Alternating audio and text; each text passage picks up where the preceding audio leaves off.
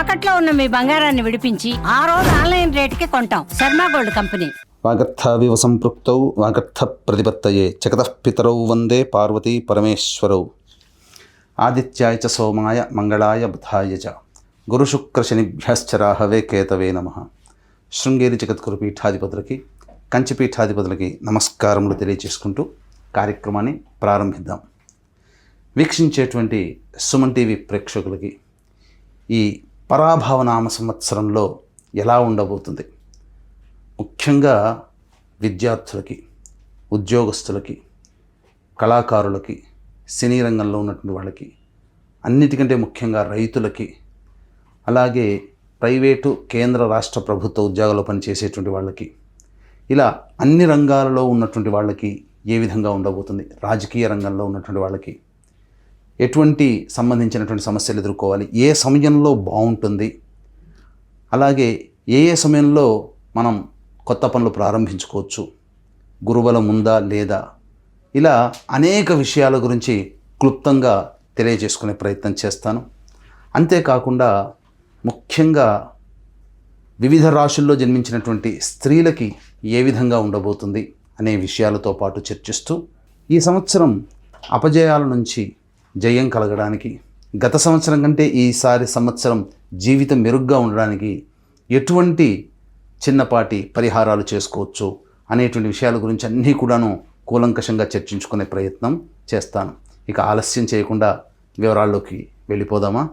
సింహరాశిలో జన్మించినటువంటి వారికి ఈ పరాభవనామ సంవత్సరంలో ఏ విధంగా ఉండబోతుందో తెలుసుకుందాం. సింహరాశి వారికి ఈ సంవత్సరం ఆదాయం 5, వ్యయం 5, రాజ్యపూజ్యం 7, అవమానము కూడా 7. అంటే అన్నీ కూడాను సరి సమానంగానే ఉన్నాయి. శుభ అశుభ మిశ్రమాలు అనే అన్నీ కూడాను మిశ్రమమైనటువంటి ఫలితాలే కలగబోతున్నాయని చెప్పవచ్చు. అయితే ప్రధానంగా ఈ సింహరాశి వారికి ఏలిన నాడిశని ప్రభావము అనేటువంటిది లేకపోయినా అష్టమ శని దోష ప్రభావం సంపూర్ణంగా ఉండడం, ఇది ప్రధానంగా కలిచివేసేటువంటి దోషం. అంటే వీక్షించేటువంటి సుమన్ టీవీ ప్రేక్షకుల్లో సింహరాశి గల వాళ్ళు ఒకసారి గతం వెళ్ళండి.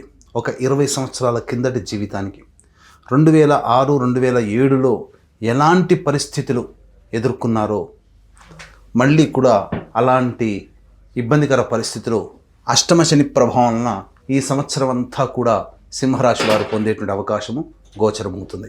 కాబట్టి దైవానుగ్రహాన్ని, కష్టమును నమ్ముకొని ముందడుగు వేసే ప్రయత్నం చేయండి, తప్పకుండా మంచి జరుగుతుంది. ఇక గమనించుకున్నట్లయితే మే 31వ తారీఖు వరకు మిథున రాశిలో గురు సంచారం చేస్తున్నటువంటి ఈ కారణం చేత ప్రధానంగా సింహరాశికి శుభస్థానంలో గురువు సంచారం మే 31వ తారీఖు వరకు ఉంది. కాబట్టి శని భగవానుడు ఎన్ని ఇబ్బందులు పెట్టినప్పటికీ కూడాను దైవం యొక్క అనగా అదృష్ట రూపంలో కావచ్చు, పెద్దల యొక్క సహాయ సహకారాల రూపంలో కావచ్చు, మీకున్నటువంటి పనులని ఆఖరి నిమిషంలోనైనా కానీ సంపూర్ణంగా విజయవంతంగా పూర్తి చేసుకోగలుగుతారని చెప్పవచ్చు. ఇక తదనంతరం జూన్ 1వ తారీఖు నుంచి అక్టోబర్ 30వ తారీఖు వరకు ఉన్నటువంటి ఈ సమయం కర్కాటక రాశిలో వ్యయస్థానంలో సంచారం చేస్తున్నటువంటి కారణం చేత అనవసరమైనటువంటి వ్యయాలు, అలాగే దైవ కార్యక్రమాల్లో పాల్గొనడము, తీర్థయాత్రలు, దేవతా క్షేత్రాల సందర్శనం చేయడము లాంటివి ఈ యొక్క సమయంలో చేస్తారు. అయితే నిర్ణయాలు తీసుకోలేకపోవడము రాజ్య భ్రష్టత్వము అని అంటారు. అంటే ఏంటి రాజ్య భ్రష్టత్వం అని అంటే, చేస్తున్నటువంటి ఉద్యోగంలో మార్పులు అనేటువంటివి జరుగుతాయి. ఉద్యోగాన్ని కోల్పోవడం కానీ ఈ సమయంలో జూన్ 1 నుంచి అక్టోబర్ 30 మధ్య కాలంలో, లేదా వృత్తుల్లో కాస్త బలహీనంగా ఉండడము, వ్యాపార రంగంలో అనుకున్నంత స్థాయికి జరగకపోగా ఇబ్బందులు పడుతూ ఉండడం, రుణాలు ఎక్కువగా అవుతూ ఉండడం, ఇవన్నీ కూడా కర్కాటక రాశిలో గురు సంచార ప్రభావంలో జరిగేటువంటి పనులు.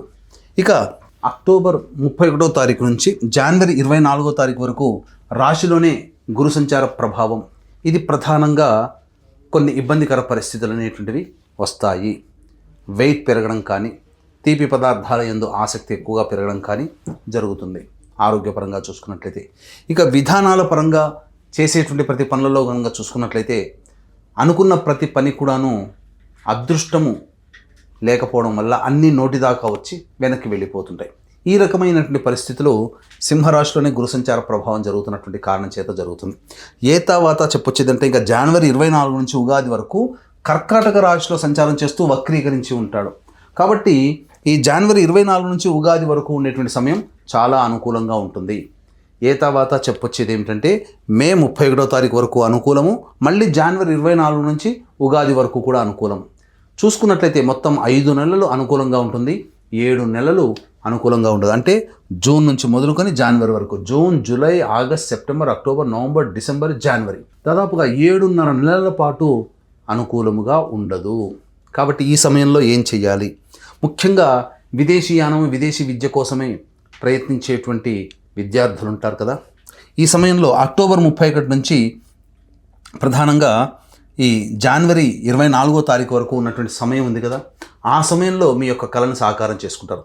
విదేశాల్లో స్థిరపడినటువంటి వాళ్ళు ప్రధానంగా అక్కడే మళ్ళీ H1B ఎక్స్టెన్షన్ కావాలని కోరుకునే వాళ్ళు, కాంట్రాక్ట్స్ ఎక్స్టెన్షన్ కావాలనుకునే వాళ్ళు, నూతన ఉపాధి లభించాలనుకునేటువంటి వాళ్ళకి ఈ సమయం అక్టోబర్ 31 నుంచి జనవరి 24వ తారీఖు వరకు అనుకూలమైనటువంటి సమయముగా చెప్పబడి ఉంది.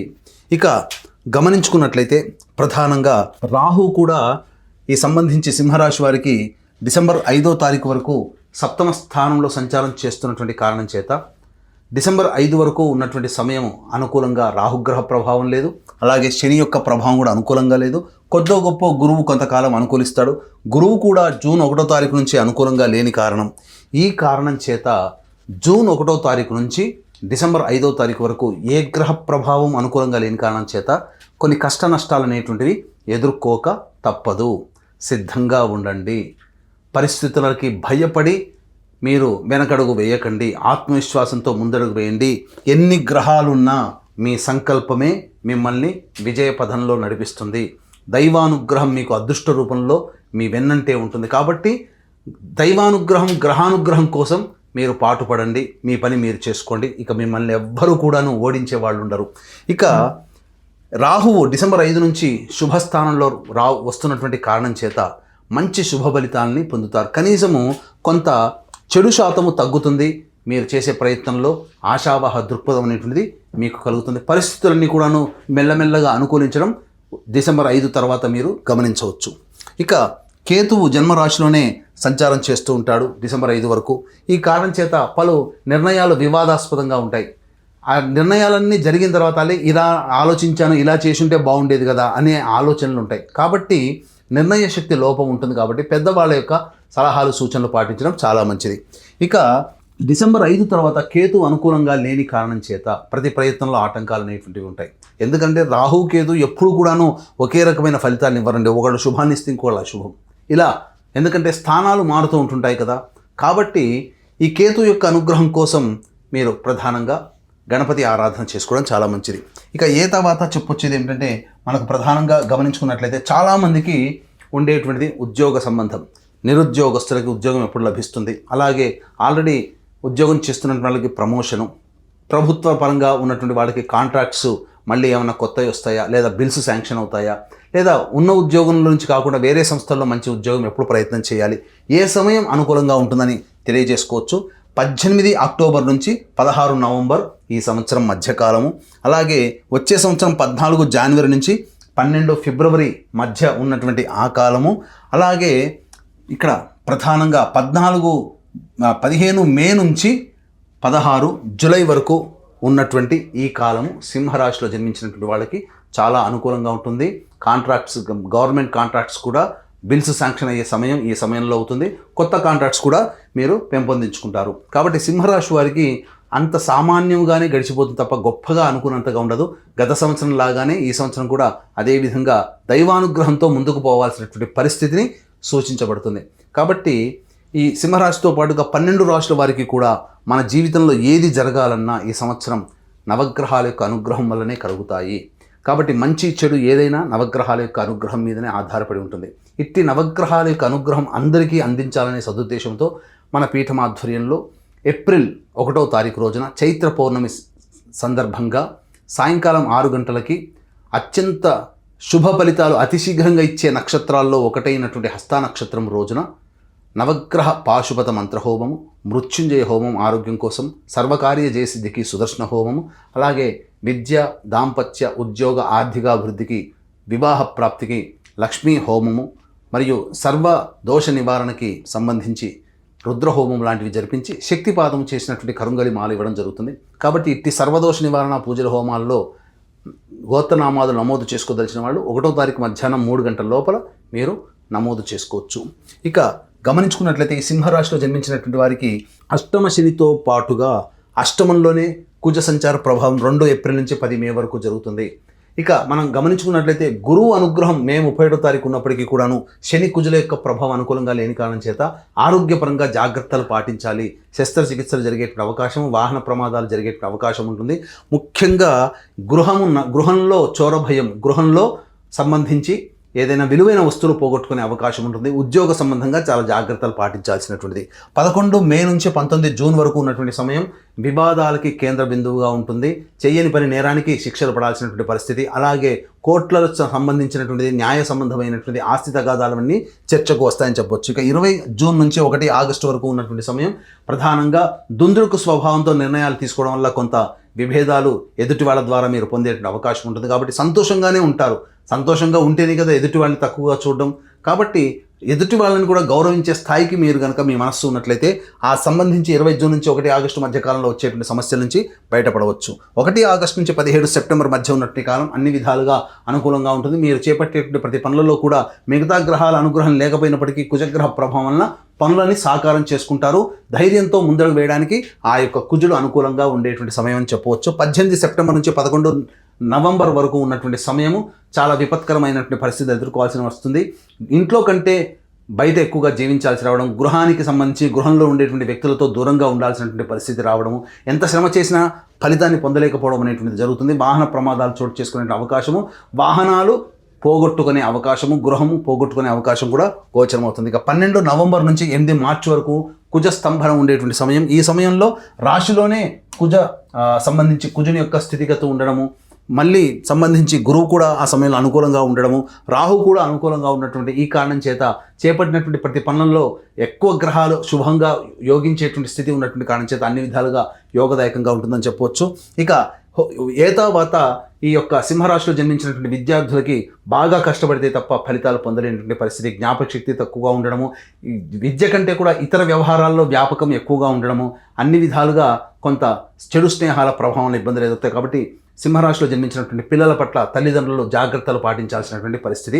అలాగే ఈ యొక్క సింహరాశిలో జన్మించినటువంటి రాజకీయ రంగంలో ఉన్నటువంటి ప్రముఖులు కొత్త పదవుల కోసం వెంపర్లాడకుండా ఉండడమే మంచిది. ఎందుకంటే పార్టీ పెద్దల యొక్క సహాయ సహకారాలు లేకపోవడము, ఖర్చు విపరీతంగా ఉండడం, ఎంత ఖర్చు పెట్టినప్పటికీ దాని తగ్గ ప్రతిఫలం లేకపోవడం వల్ల కొన్ని ఇబ్బందికర పరిస్థితులు. కాబట్టి సమయం అనుకూలంగా లేనప్పుడు తగ్గి ఉండడమే మేలనేటువంటి విషయాన్ని గమనించుకోవాలి. అయితే ఈ యొక్క సింహరాశిలో జన్మించినటువంటి సినీ రంగము, ఎలక్ట్రానిక్ అండ్ ప్రింటింగ్ మీడియా మరియు సోషల్ మీడియా రంగంలో ఉన్నటువంటి వాళ్ళకందరికీ కూడాను సాధారణంగా అన్ని అవకాశాలు దగ్గర దాకా వచ్చి వెనక్కి వెళ్ళిపోతాయి. మిమ్మల్ని మోసం చేసే వాళ్ళు ఎక్కువగా ఉంటారని చెప్పొచ్చు. అడ్వాన్సులు ఇచ్చి మళ్ళీ తిరిగి తీసుకునే అవకాశాలు ఎక్కువగా ఉంటాయి. కాబట్టి జాగ్రత్తగా నిర్ణయం తీసుకోండి ఏదైనప్పటికీ కూడా. కానీ అవార్డులు మాత్రం సొంతం చేసుకుంటారు. ప్రజాదరణ చాలా చక్కగా ఉంటుందని చెప్పొచ్చు. అయితే ఇక ప్రధానంగా ఈ యొక్క సింహరాశిలో జన్మించినటువంటి రైతులకి మొదటి 2 పంటలు అనేటివి సాధారణమైనటువంటి ఫలితాలు ఇస్తాయి. ఎక్కువగా అప్పుల పాలయ్యేటువంటి అవకాశం గోచరం అవుతుంది. అన్ని విధాలుగా ప్రకృతి వైపరీత్యాల వలన ఎక్కువగా సరిగ్గా పంట దిగుబడిని పొందలేకపోతారు. మీరు వేసే పంటల నిర్ణయం ఏదైతే ఉంటుందో అది మీకు వ్యతిరేక ఫలితాన్ని ఇస్తుంది. కాబట్టి ఇతరుల సలహాలు పాటించి మీరు ముందడుగు వేస్తే కొంతవరకైనా నష్ట నివారణ జరుపుకోవచ్చు అని చెప్పవచ్చు. ఇక ఈ ప్రధానంగా ఈ యొక్క సింహరాశిలో జన్మించినటువంటి క్రీడాకారులు ఎవరైతే ఉంటారో వాళ్ళకందరికీ కూడాను డిసెంబర్ 5వ తారీఖు వరకు అనుకూలంగా ఉండదు. డిసెంబర్ 5 తర్వాత మీ యొక్క పేరు ప్రఖ్యాతులు పెరుగుతాయి, అవార్డులు సొంతం చేసుకుంటారు. మీరు ఏదైతే గోల్ పెట్టుకుంటారో ఆ గోల్ని రీచ్ అయ్యే అవకాశం మాత్రం అన్ని రకాల క్రీడాకారులకి డిసెంబర్ 5 తర్వాతనే యోగ కాలంగా ఉంటుంది అని చెప్పవచ్చు. అయితే ప్రధానంగా ఈ యొక్క సింహరాశిలో జన్మించినటువంటి స్త్రీలకి ప్రధానంగా గౌరవ మర్యాదలకి లోటు ఉండదు. కానీ మీ శ్రమ దోపిడీ అనేటువంటిది ఎక్కువగా జరుగుతుంది. మానసిక ఒత్తిడి అధికంగా ఉండడం వలన ఆరోగ్య పరిస్థితుల పట్ల శ్రద్ధ వహించాల్సినటువంటి పరిస్థితి. ముఖ్యంగా ఈ సంబంధించినటువంటి మే జూన్ మధ్యకాలంలో శస్త్రచికిత్సలు జరిగేటువంటి అవకాశము గోచరం అవుతుందని చెప్పవచ్చు. అలాగే ఉద్యోగంలో చేస్తున్నటువంటి మహిళలకి తోటి ఉద్యోగస్తులు అధికారుల యొక్క ఆగ్రహానికి గురవ్వడం, తద్వారా కొంత బాధలు కలగడం అనేటువంటిది జరిగే అవకాశం. కాబట్టి జాగ్రత్తలు పాటించండి. పెద్దల యొక్క సలహాలు సూచనలు, మీ యొక్క మేలు కోరే వ్యక్తుల చుట్టుపక్కల ఉండడమే ఈ ఉద్యోగ రంగంలో ఉన్నటువంటి మహిళలు అనేటిని గమనించుకోవాలి. ఇక సంబంధించి సంతాన ప్రాప్తి కలిగేటువంటి అవకాశం కూడా ఈ సంవత్సరం చక్కగా గోచరం అవుతుంది. కోరుకున్న ఇష్ట సంతానం అనేటువంటిది జరుగుతుంది. కానీ వైద్యుల యొక్క సలహాలు సూచనలు పాటించాల్సినటువంటి పరిస్థితితోనే మీ యొక్క సంతానం కలుగుతుందని చెప్పవచ్చు. అన్ని విధాలుగా యోగదాయకంగా ఉండేటువంటి నిర్ణయానికి రావాలి అనుకున్నప్పుడు ఈ సింహరాశిలో జన్మించినటువంటి వాళ్ళు దైవానుగ్రహంతోనే మీరు అన్ని విధాలుగా ముందడుగు వేస్తారని చెప్పవచ్చు. ఇక ప్రధానంగా గమనించుకున్నట్లయితే ఏ వ్యాపారస్తులకైనా కానీ మొదటి సంబంధించి అనగా మే 31వ తారీఖు వరకు లేదా జనవరి 24వ తారీఖు తర్వాత వ్యాపార విస్తరణ, ఉద్యోగ విస్తరణ, అలాగే వృత్తి విస్తరణ అనేటివి చేసుకుంటే మంచిగా ఉంటుంది. ఈ యొక్క సంబంధించి 1 జూన్ నుంచి అక్టోబర్ 31వ తారీఖు వరకు అనుకూలంగా లేనటువంటి సమయం, అలాగే డిసెంబర్ 5 తర్వాత కొంతవరకు అనుకూలంగా ఉండేటువంటి సమయం. ఇవన్నీ కూడా తర్వాత చూసుకున్నట్లయితే మే 31వ తారీఖు వరకు, జనవరి 24 నుంచి ఉగాది వరకు ఈ సమయాల్లో మాత్రమే ఈ యొక్క సింహరాశిలో జన్మించినటువంటి వారికి అనుకూలంగా ఉండేటువంటి సమయం. మిగతా సమయాలు అనుకూలంగా ఉండవు కాబట్టి కొత్త ప్రయత్నాలు చేయకుండా ఉండడమే మేలు అనేటువంటి విషయాన్ని గమనించుకోవాలి. అలాగే ఈ యొక్క సింహరాశిలో జన్మించినటువంటి వారికి ప్రధానంగా ఎలా ఉండబోతుంది అంటే సమస్యలు అనేటువంటివి వస్తాయి. సమస్యల పరిష్కారం కోసం ప్రధానంగా ఈ సింహరాశిలో జన్మించినటువంటి వారు మీకు తూర్పు దిక్కున, మీ ఇంటికి తూర్పు దిక్కున ఉన్నటువంటి శివాలయానికి చేరుకుని ఆ శివాలయంలో విభూతిని దానముగా ఇవ్వండి. ఆ శివాలయంలో రుద్రాభిషేకాదులు ఒక 3 రోజుల పాటు కంటిన్యూస్గా చేసుకోండి. ఏ సమస్య వస్తుందో ఆ సమస్య పరిష్కారం అవుతుంది. అంతేకాకుండా ఈ సంవత్సరం అంతా కూడా నవగ్రహాల యొక్క అనుగ్రహం సంపూర్ణంగా ఉండాలనే సదుద్దేశంతో మన పీఠం ఆధ్వర్యంలో చైత్ర పౌర్ణమి ఏప్రిల్ 1వ తారీఖు రోజున జరిగే సర్వదోష నివారణ పూజల హోమాల్లో పాల్గొనే ప్రయత్నం చేయడం ద్వారా సంపూర్ణమైనటువంటి దైవానుగ్రహంతో ఈ సంవత్సరం అంతా ఆనందదాయకంగా ఎన్ని ఒడిదుడుకులు వచ్చినా ఎదుర్కొని ముఖ్యంగా ముందడుగు వేసి చక్కగా విజయాన్ని పొందుతారని ఆకాంక్షిస్తూ సర్వం శ్రీ ఉమామహేశ్వర పరబ్రహ్మార్పణమస్తు.